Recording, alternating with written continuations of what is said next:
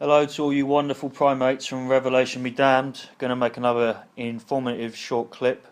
Going to keep it about 5 minutes to talk about the biggest liars that you can possibly come across.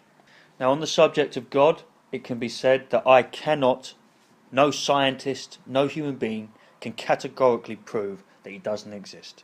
Fair enough.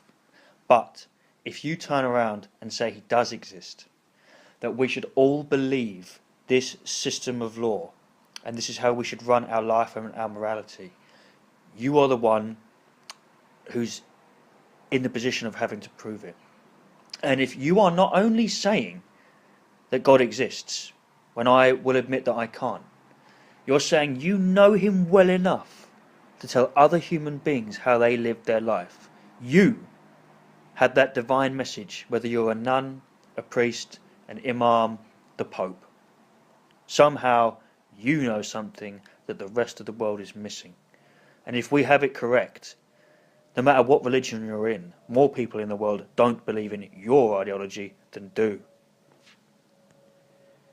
A couple prime examples of how today's hierarchy in the clergy is destroying the world is Pope Francis' predecessor, Pope Benedict, made sure that condoms were frowned upon in Africa, and the HIV epidemic is unbelievable, and these heavily Christian people believe that it's more sinful to use a condom than to save their lives from a disgusting disease in which would have initially come from God's creation.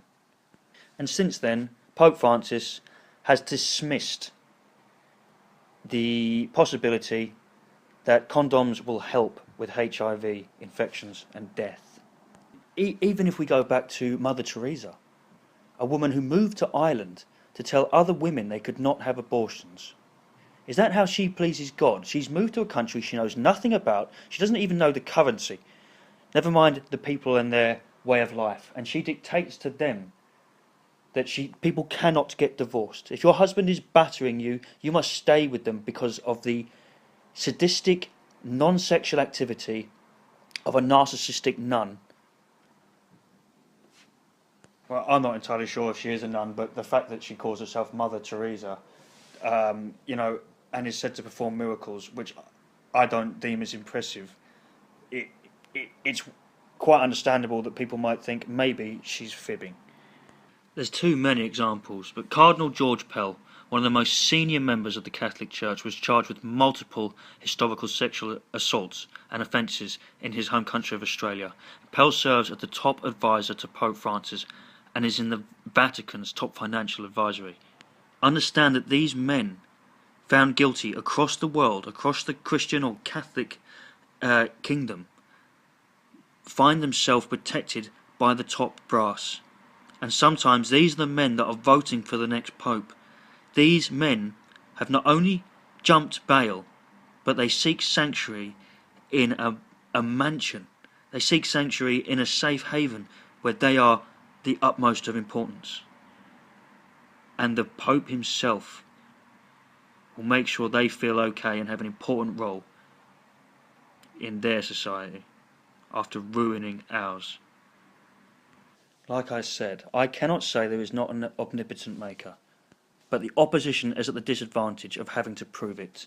I can't say God doesn't exist, you can't say he does, but you cannot say he does, and then you know that well enough to tell other people who they can sleep with, how they can live their life, how they treat other people, how and when they rest and spend their money, who they spend their money on, how and what they teach their kids, how they look for discovery. Your life is more important than this propaganda. And your life is more important than to base something off of medieval mythology, written 2,000 years ago, or in some cases longer. So this has been another abbreviation, as it were, from Revelation Be Damned. This is Mr. Heretic, www.revelationbedamned@outlook.com. Thank you again for your time. Your opinions are always important. And as always, think for yourself, because no one else is going to do it. And no one else should tell you how to think without being able to tell you why and show you why. Be not a sheep appointed by self-appointed shepherds. Our lives are too short to be wasted on mythology.